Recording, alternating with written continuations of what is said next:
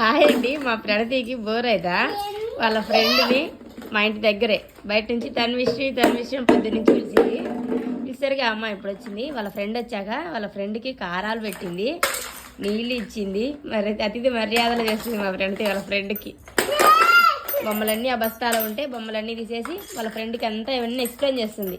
మాట్లాడు ఫ్రెండ్తో, మాట్లాడు. ఆ అమ్మాయి ఏమో కన్నడ,